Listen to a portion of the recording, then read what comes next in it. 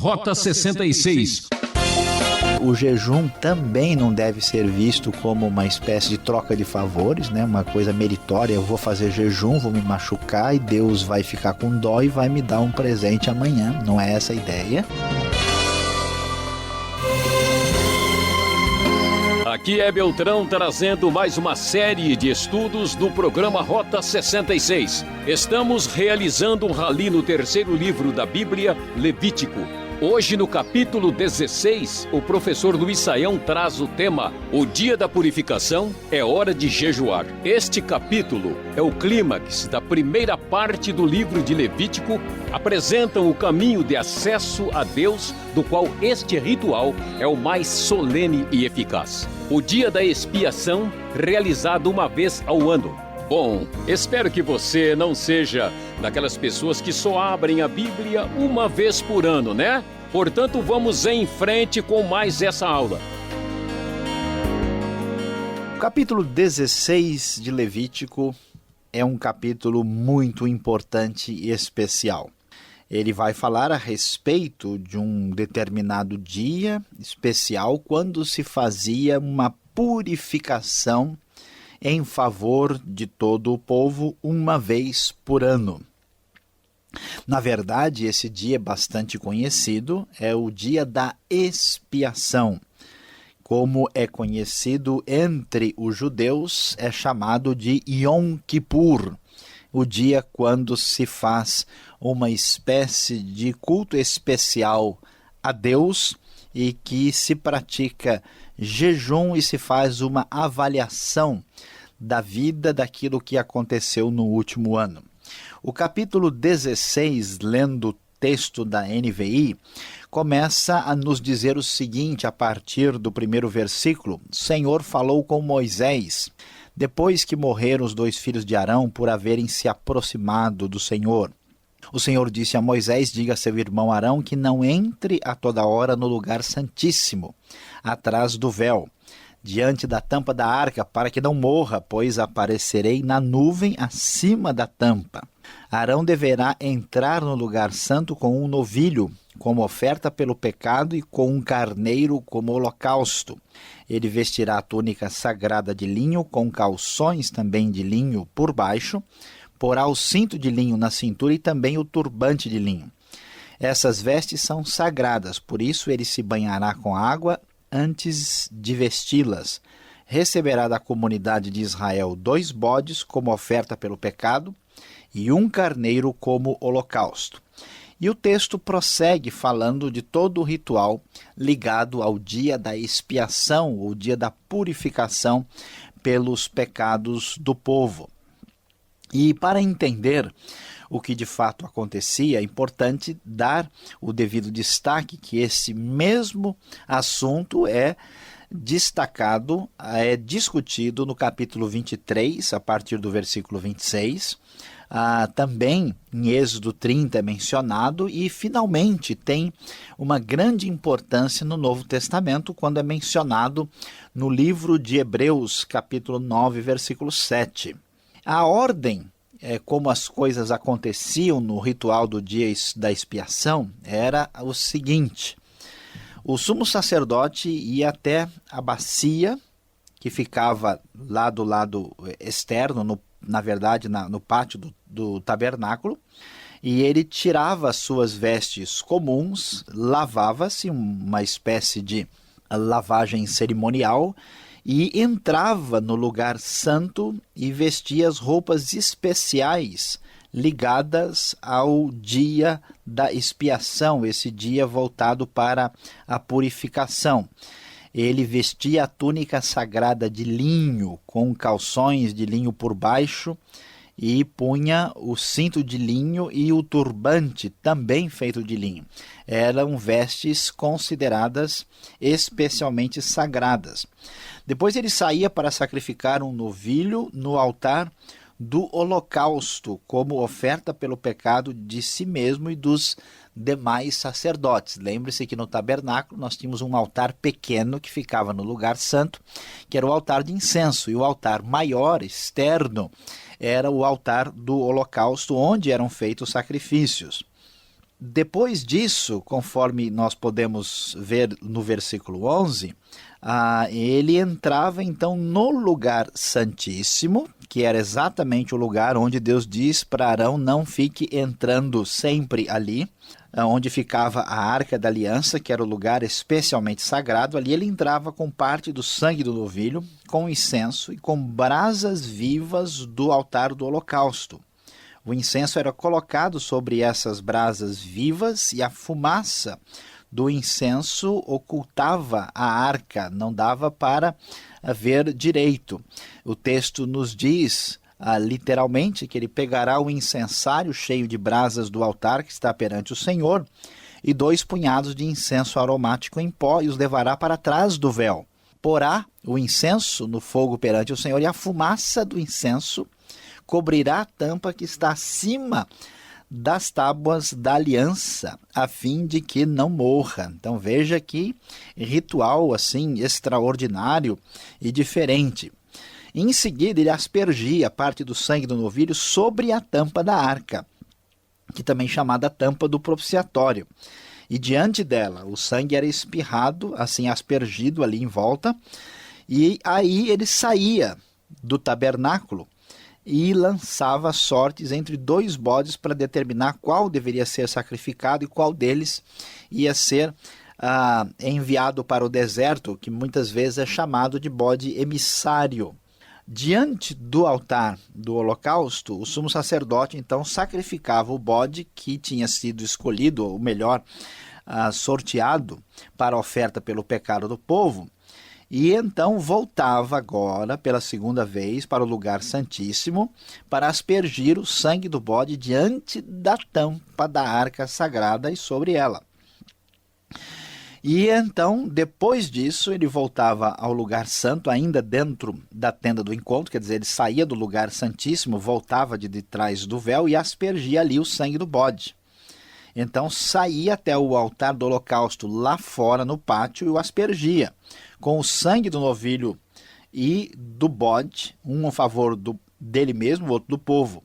Enquanto ele estava ali no lado externo, no pátio do tabernáculo, ele punha as 2 mãos no segundo bode, que é aquele que é o emissário, que vai ser mandado para o deserto, e simbolizava assim a transferência a este bode do pecado de Israel e o mandava então para o deserto.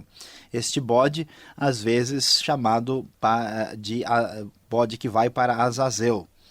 O homem que levava o bode embora, depois de ter cumprido a tarefa, lavava-se a si mesmo as suas roupas fora do acampamento. O versículo 26 nos revela isso, antes que ele pudesse voltar e estar de novo no meio do povo.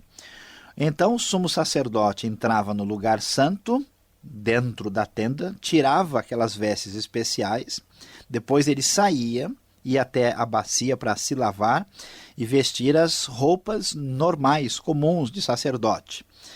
E para o sacrifício final, então, ele saía até o altar e oferecia um carneiro como holocausto a favor de si e outro carneiro a favor do próprio povo. Assim, o dia inteiro dedicado a este ritual, a conclusão disso é que era a remoção dos sacrifícios que representavam as ofertas pelo pecado a um lugar fora do acampamento. Ali, o homem que cumpria o tal ritual banhava-se e lavava as suas roupas antes de poder voltar entre o povo. E nós lemos então o desfecho do texto do capítulo 16, falando da importância desse dia, que mostrava a ideia assim de uma remoção do pecado do povo, um sacrifício especial que vai nos remeter depois à obra de Cristo.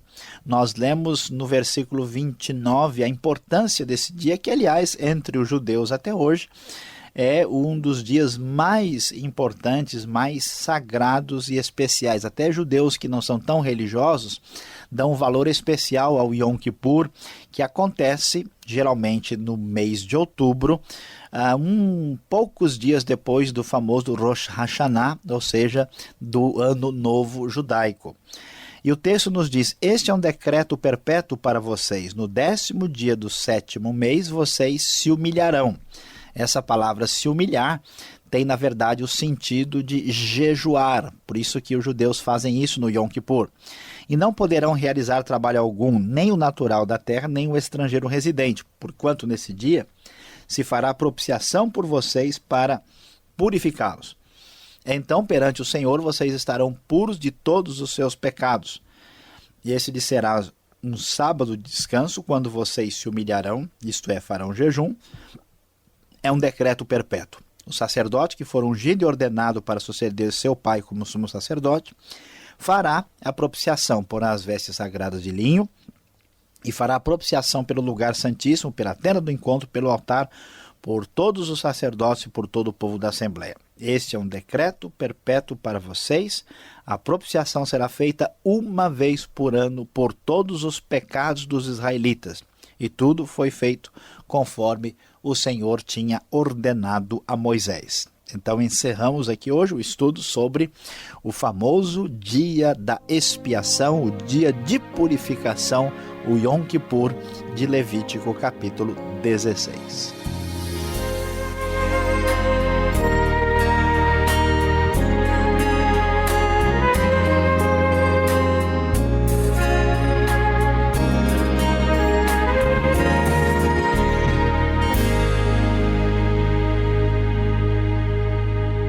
Esse é o Rota 66 e você está acompanhando a série Levítico, capítulo 16, com o tema O Dia da Purificação. É hora de jejuar. O Rota 66 tem a produção e apresentação de Luiz Saião, redação e direção Alberto Veríssimo, locução Beltrão, uma realização transmundial. Vamos tirar as dúvidas?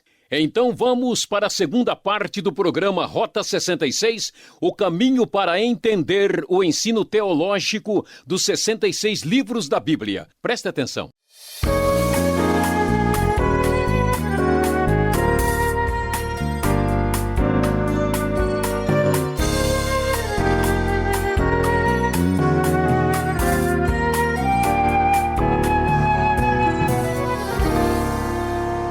Ok, Saião, chegamos agora na segunda parte do programa, aquele nosso bate-papo, e eu já chego com uma pergunta interessante, refletindo aquilo que você acabou de dizer. O Yom Kippur, que o judeu ainda pratica hoje. Como é que o judeu lida com essa questão, já que hoje não tem templo, não tem o sacrifício? Como é que é o perdão que eles tanto vão celebrar? Bom, Alberto, essa questão é de bastante utilidade para todo mundo entender.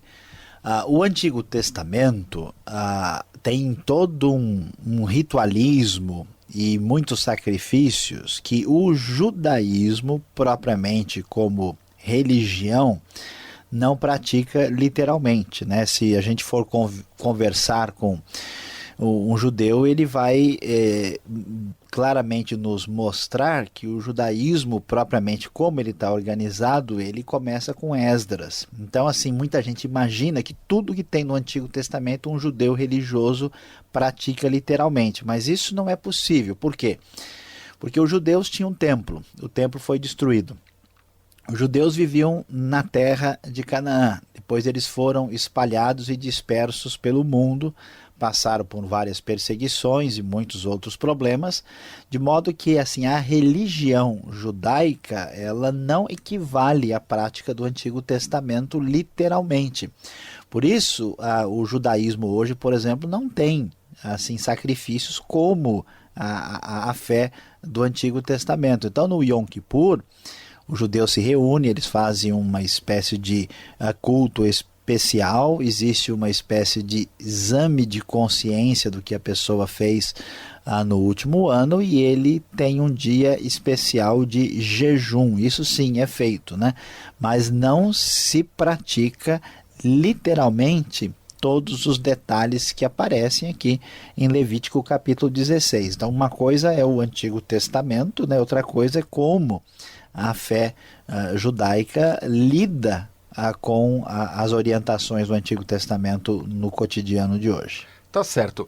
Esse capítulo 16 de Levítico, ele mostra todo o cerimonial que era feito para a purificação. O sangue também era aspergido no lugar santíssimo. Se era um lugar santíssimo, o Santo dos Santos, porque também ali precisava ser pulverizado com sangue para receber perdão e etc. Essa pergunta é até difícil, né, e complicada, e a gente não imagina como assim o lugar santíssimo, né, vai ser purificado. Isso vai aparecer até na discussão do livro de Hebreus, né, todas as coisas são purificadas com sangue. E a ideia, Alberto, é que o pecado tem um poder tão forte, de tanta contaminação, que ele atinge todas as partes. Mas especificamente, aqui nós temos uma referência no próprio texto que nos ajuda a entender.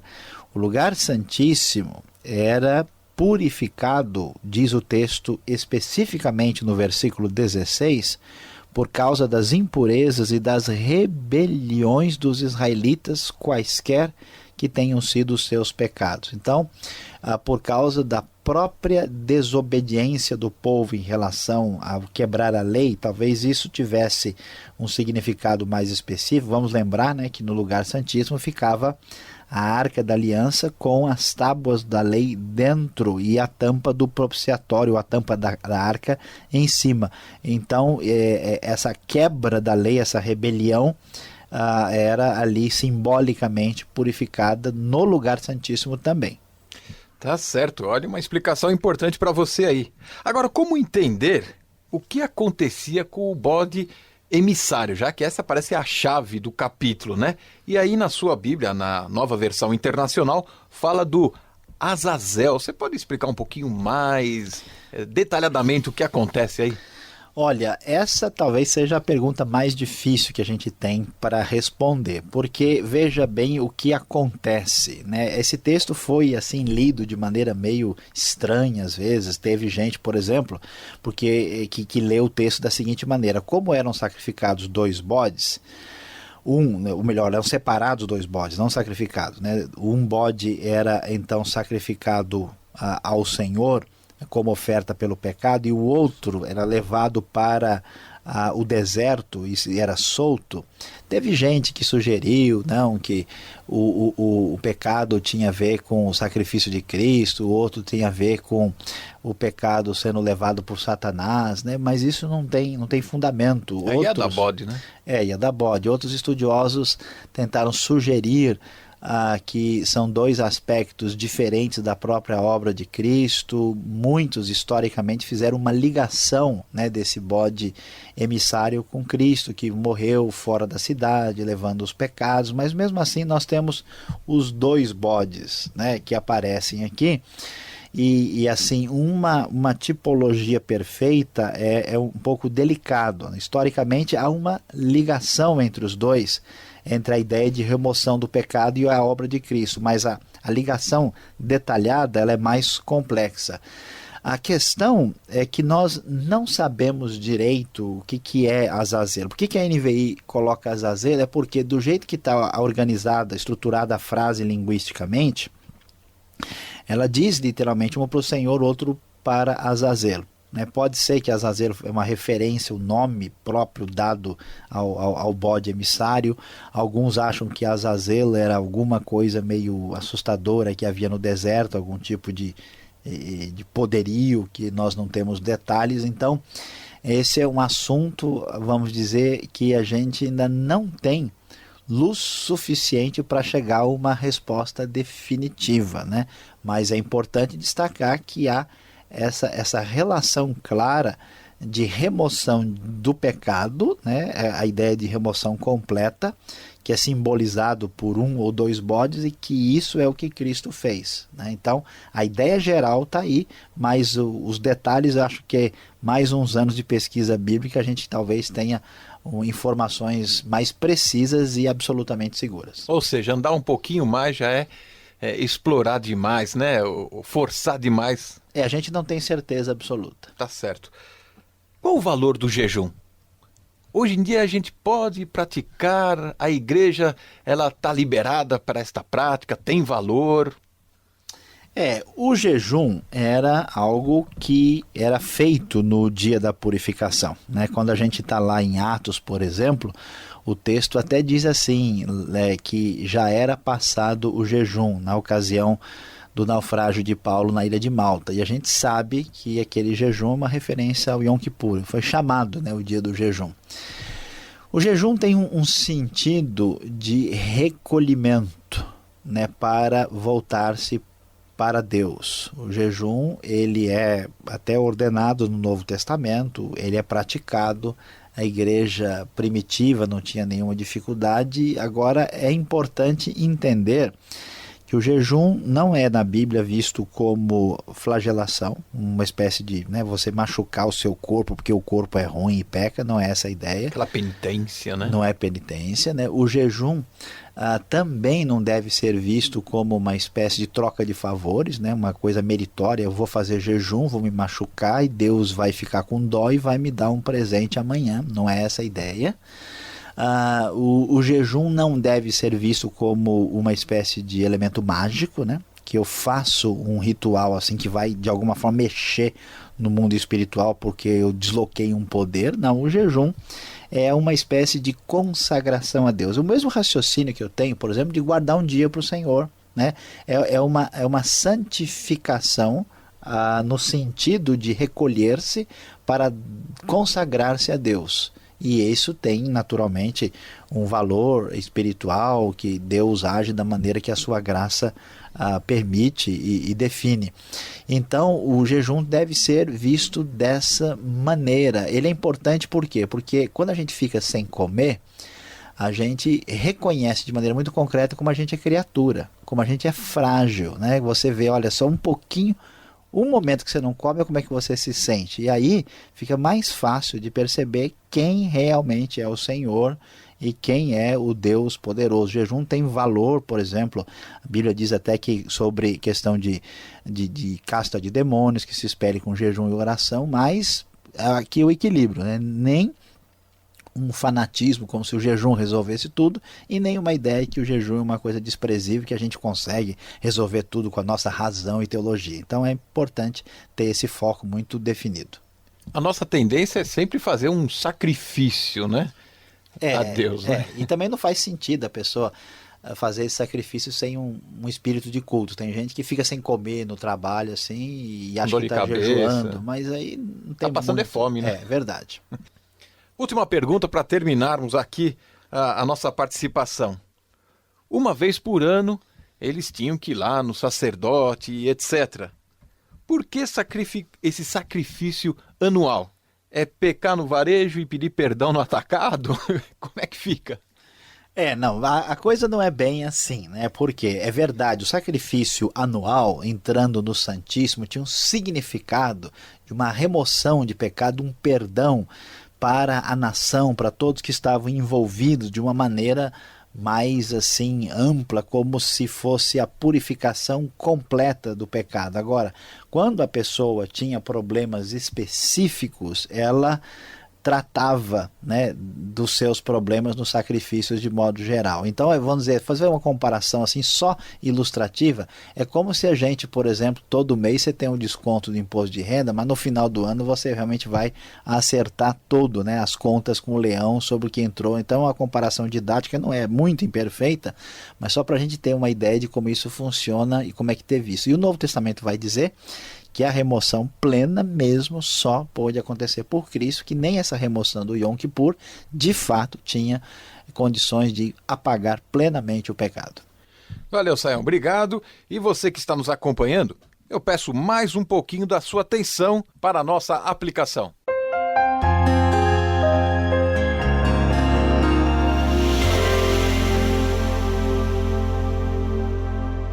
Depois de termos estudado o Levítico capítulo 16, falando sobre o dia da purificação, é hora de jejuar, destacando todos os detalhes do famoso Yom Kippur, o dia da purificação, qual é a grande lição que fica para nós?